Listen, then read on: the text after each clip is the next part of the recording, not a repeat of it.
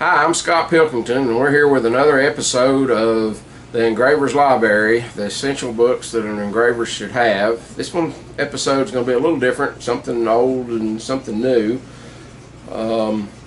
First, we're going to do another Roger Bleile book. We first talked about Roger's first book, American Engravers, that was published in 1980 in episode 2.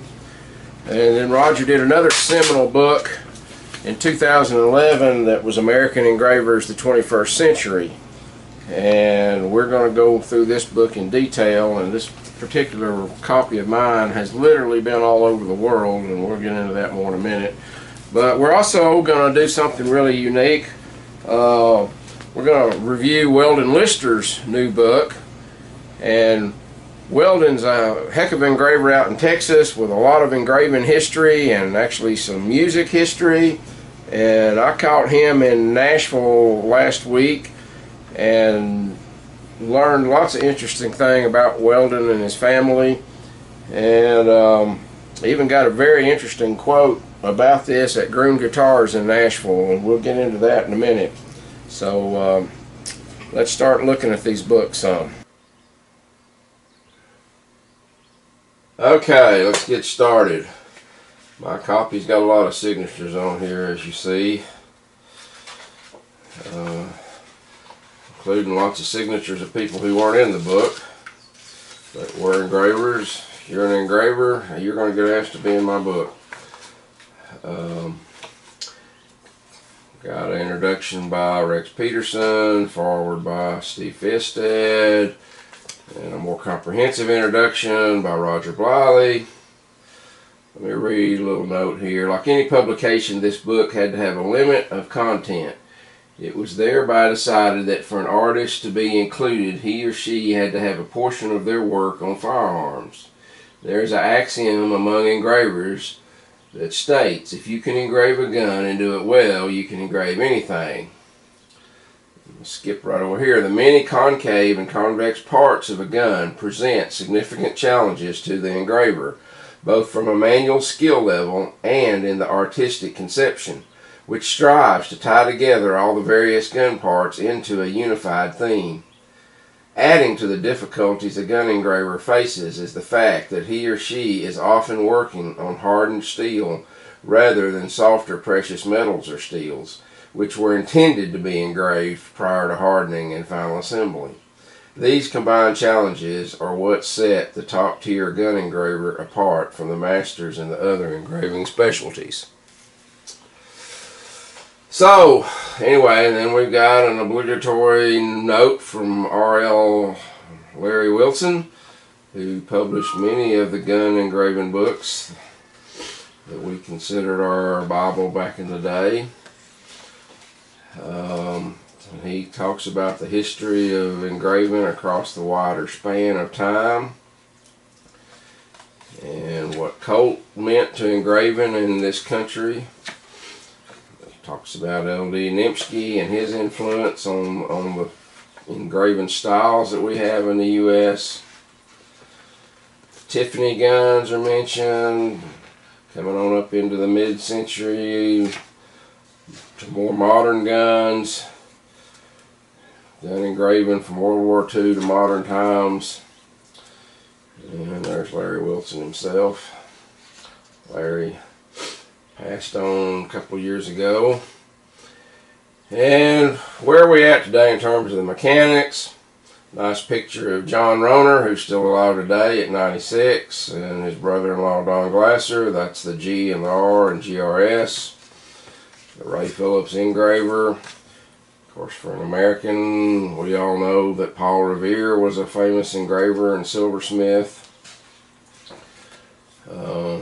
Talks a little bit about the Italian influence and the Giovanelli School in Italy, the founding members of the Guild when it was started, the Firearms Engravers Guild of America, Linton McKenzie's tools, Felix Funken, famous engraver from Browning. Of course, here's a guitar engraved. I believe this one's by Sam Welch, which we're going to talk about guitars here in a minute when we get to the Weldon Lister book.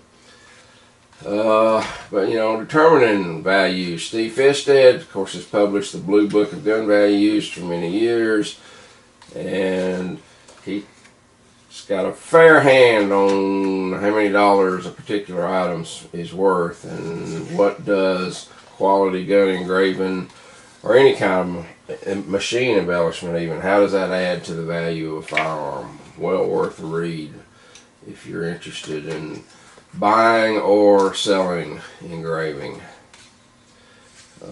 Folks over at Baron Technologies, and they do a lot of the commemorative guns these days. Things that look darn near like hand engraving but aren't. And then we come into the main portion of the book. Jim Blair is the first featured artist in here. Jim Blair is a fantastic engraver. As you can see from all these close-ups and wide-angle views of his work. Knives, floor plates. Carl Boyd Bleile from Cincinnati.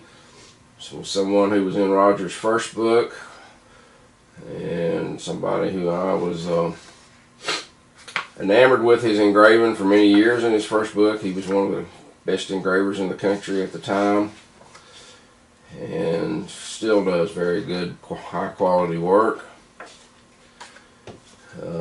Andrew Bourbon.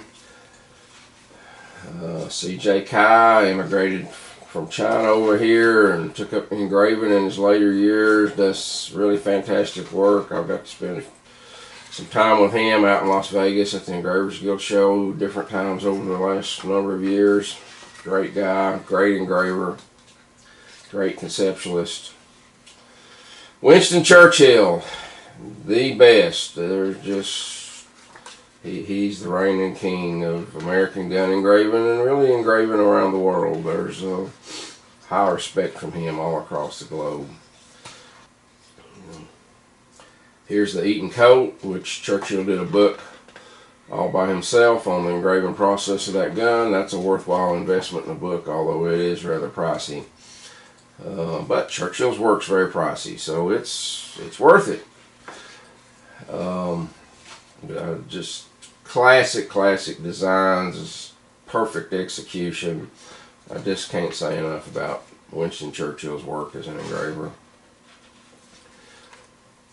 And he did a lot of knives too, and jewelry. And in his later years he got into doing bronze sculptures. Those are quite impressive. Ray Cover, good friend of mine, been here many times. I stopped through at Ray's place back when he was first considering teaching and starting a class. And we bounced some ideas about how to do a classroom and teaching issues. And he is a fantastic engraver. Does a lot of mythology work on knives, does a few guns, does a lot of mixed gold inlays. Can't say anything negative about Ray's work. Chris DeCamelis used to teach with me at GRS, great engraver of his own. A lot of shotguns, a lot of watches in his career. A few knives. Mike Duber, another great, one of the founding members of FIGA. Does a lot of excellent work, does a lot of the Colt commemoratives these days. We got Terry DeGay, a Belgian trained engraver. Came to America. Does uber fantastic work, as you can see on these pages. Bob Evans, another founding member of the Guild. Known him for many years. Great guy. Does good engraving. Of course, saying anybody does good engraving is redundant in this book, because everybody that's in here was chosen because they were the top of their field in 2009, 2010 time frame when this book was being put together. Leonard Francolini, Colt engraver, went out on his own. fantastic work, whatever he does, and many innovative themes and beyond imaginative techniques added to his guns, the front sight there. Just well worth studying anything he does in detail. Little PPK there. Franklini's just fantastic work. I wish I could. You need to get a copy just to look at his portion. So many people in here, you need to get a copy to look at their portion. This is just a smorgasbord of wonderful treasures to look at. We're talking about Bill Gamrot now, looking at his work. Tim George. Tim started out engraving with Ken Hurst back in the day with the Ken Hurst engraving farm. Later he helped form Old Dominion. Eric Gold, student of John Roner's back in the day, many years ago as a teenager. Absolutely love Eric Gold's work. Superb in every portion. Fine gentleman as well.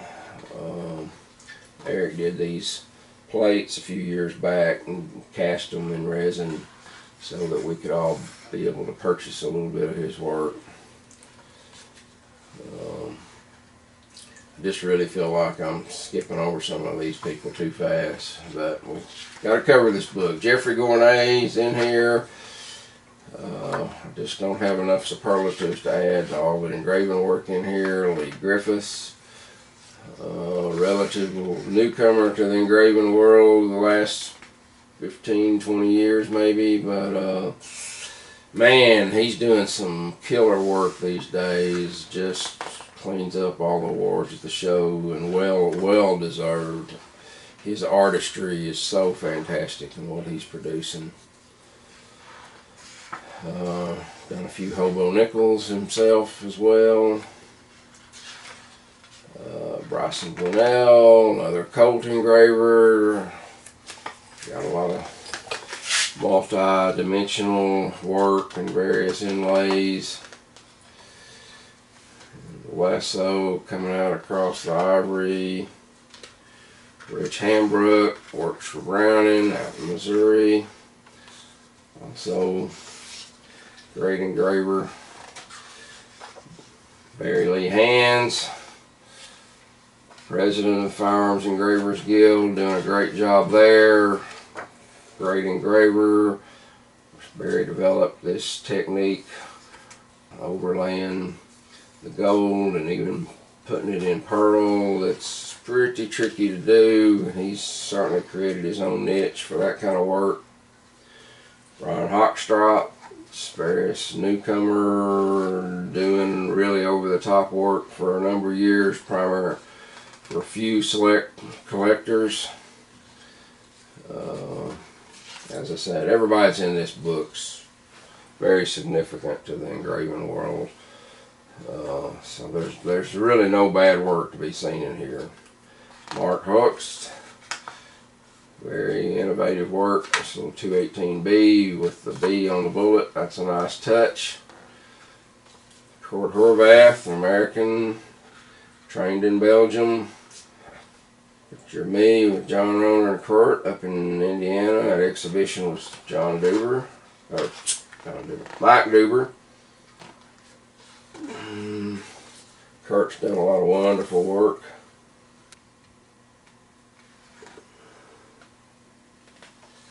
Ken Hurst, mentioned him earlier, as a teacher for Tim George.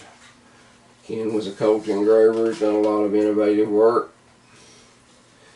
Ben Lane, first president of FIGA back in 1980. Does traditional American scroll engraving, traditional Colt engraving. Paul Anta, engraver from Lithuania, came over to this country with high skills and was put to work by Bill Ruger early on. Now he's done many wonderful works already on his own.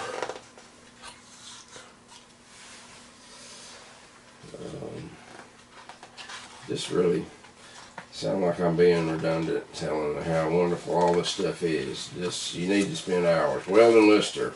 We're going to talk a little bit about Weldon in our next portion of this, where we're going to look at Weldon's book.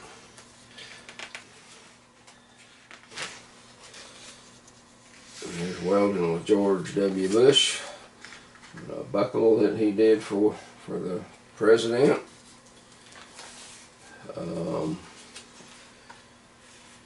Jason Marshafava, say he took one of my first engraving classes out at GRS, but he was a magnificent jeweler.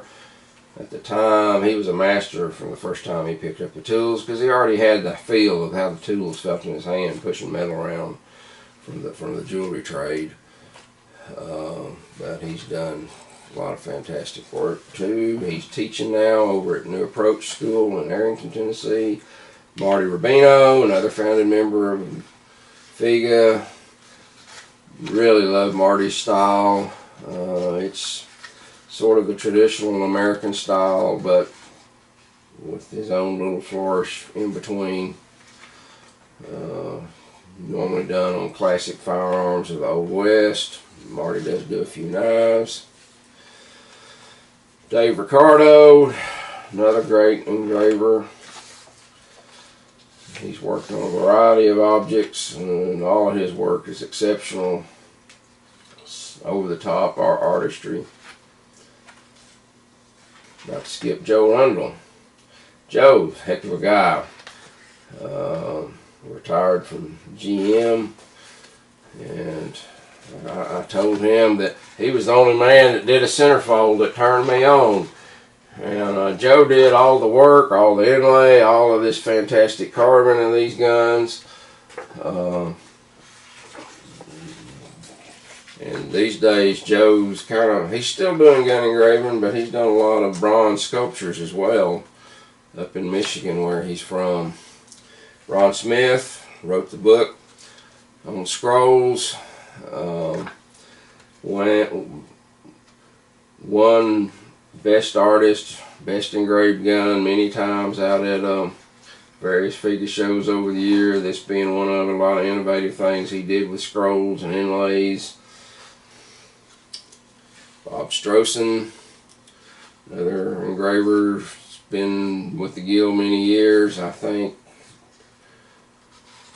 doing some great work.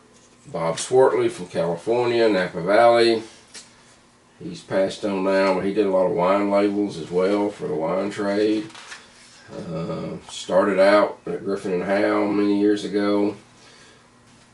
Just beautiful work. Lisa Tomlin, another one of the engravers that came out of the Old Dominion bunch. Doing very good work. Done work for a few presidents. Not too shabby to say you've done that. I think she worked exclusively for Rigby for a while. Sam Welch, I believe he was another founding member of FIGA. Sam's got his own kind of unique style. He kind of lays his scrolls out a little bit more open than most, but looks very attractive. And I mean, it's very distinctive. You know Sam Welch's work when you see it. Sam was very nice to me. The first year I attended the FIGA show in 1985. Sam Alfano, speaking of FIGA shows, in 1986, I met Sam, and we got to be friends back then. And there's a story about me consuming all of his Jack Daniels while telling him that us people in Tennessee didn't drink that trashy whiskey. I don't think there's any truth to that story, but hey, Sam's work is excellent. John Barraclaw. John and I took a basic engraving class together out in Trinidad, Colorado in 1982. Fine, fine gentleman. John had been an engraver in England back after the war. And I was running an avocado farm when I first met him. And John's taught many engravers over the years. Andrew Biggs from New Zealand. He's done a lot of wonderful things for the guild, as well as a lot of wonderful engraving. It's kind of setting his own unique, using styles from New Zealand, and got a worldwide collector base. Steve Lindsay was one of the best engravers in the day, still could be if he tried, but he's making tools that we all use, from vices to handpiece to the wonderful palm control. A word from our sponsor, Lindsay Engraving Tools. The Lindsay Titan vise is smooth and solid, everything you'd ever want in a vise. It is excellent for hammer and chisel.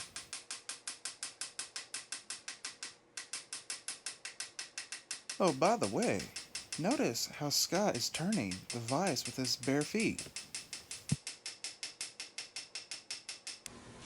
It's hard to beat Steve Lindsay tools, and then even his sharpening templates, I think, are the most intuitive on the market.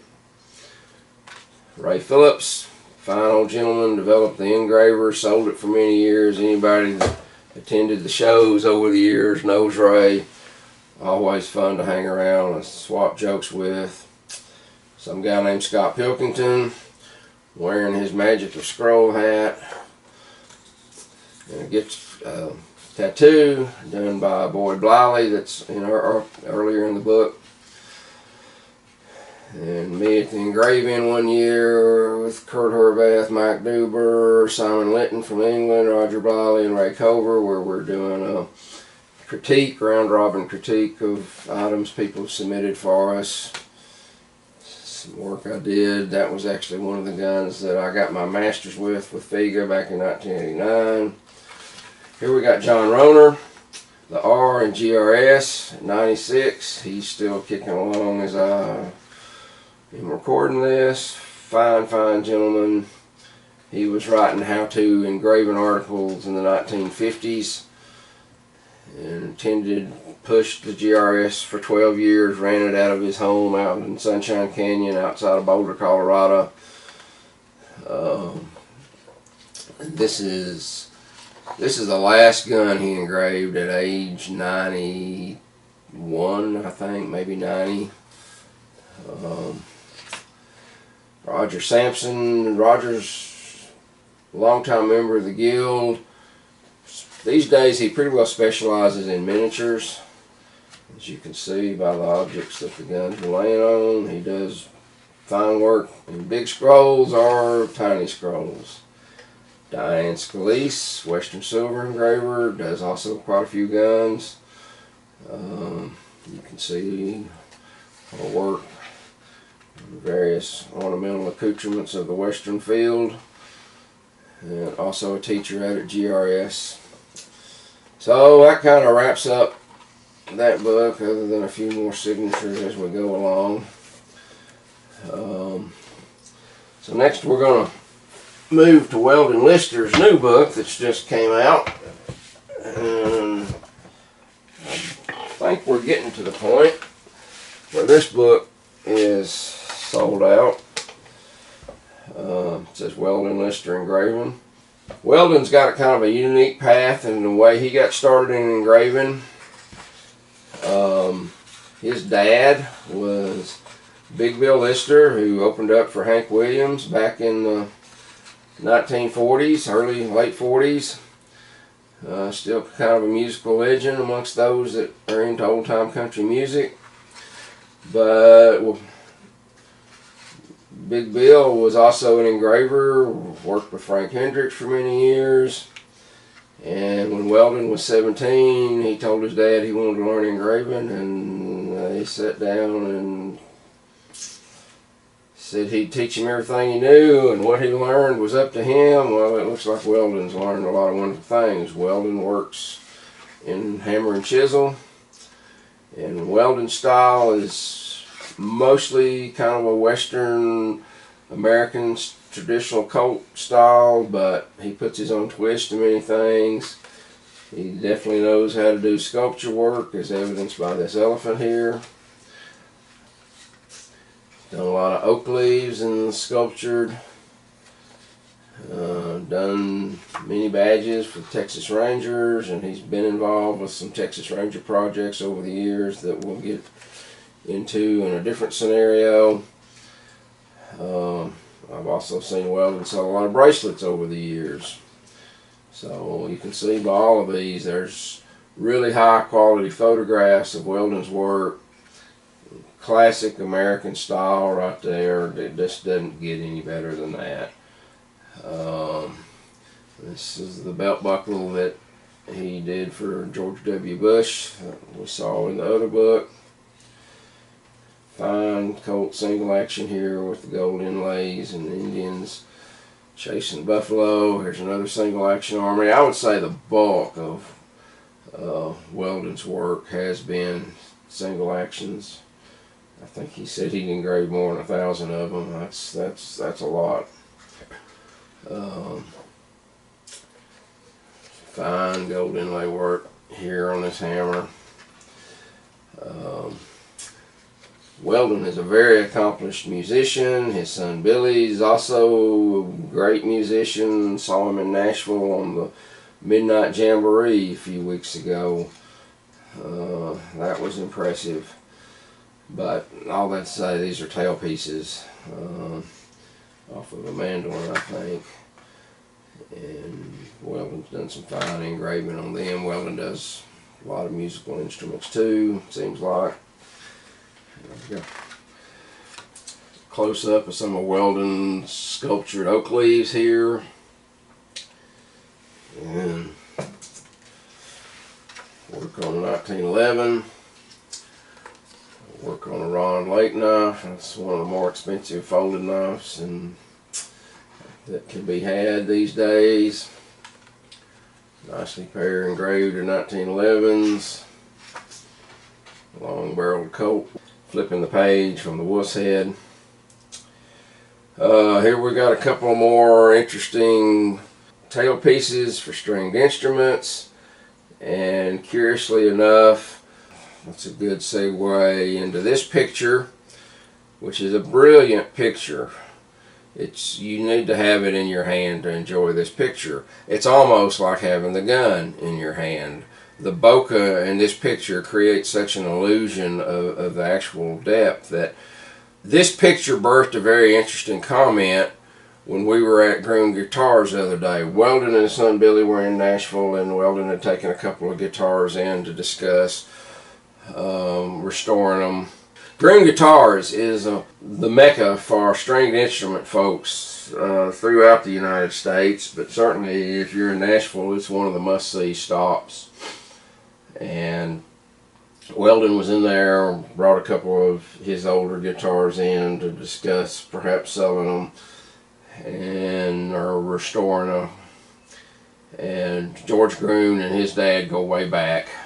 So anyway, we're standing there talking with Corey Terrell, who is a master appraiser for Groom Guitars, been there 20 years. He's very experienced in looking in detail at the various facets of musical instruments and knowing what needs to be high and what needs to be low, let's say. And he made some very interesting comments about this photograph and the depth that it has. Let's roll that video. Corey Terrell, and we're talking about Weldon Lister's new book, and he made a statement that just flew all over me about the book. Tell me about that, Corey.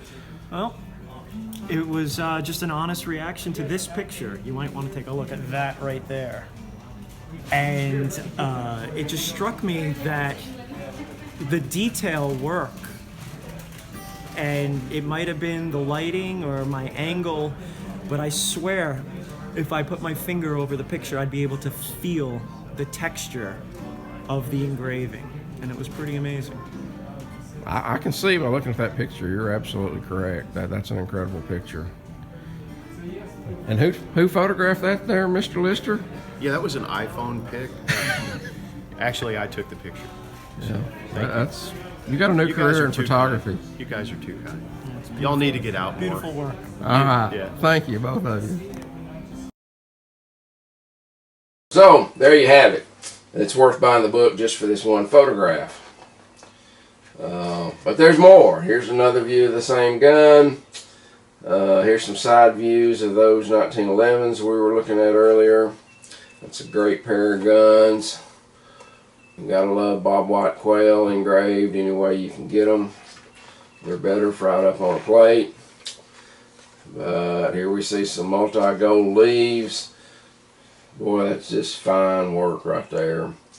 But look, this is what you'd call absolutely 100% coverage. Every possible portion of this gun is engraved. There are very, very few engravers that do this kind of work. And Weldon's work is impeccable, flawless at every point. And then most people don't do these work in these places because they're just so hard to get into, or if you can get into them, it's hard to design around. But again, Weldon does it flawlessly. So this book's worth an investment just to study those characteristics. Here again, looks like a L.C. Smith to me, but fine English scroll covered with various colored gold inlays. Top view of one of those 1911s, side views. A very nice close-up of another tailpiece. Weldon did, this is a compass of course in the top of single-action army. Weldon did this series of Lewis and Clark guns of the Corps of Expedition. And we're going to end our expedition of Weldon's book with this blank page.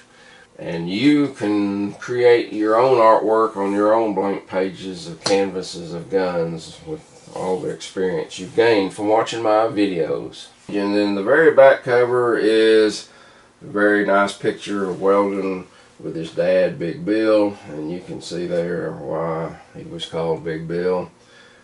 And that's just a great cover to end his book with, I think.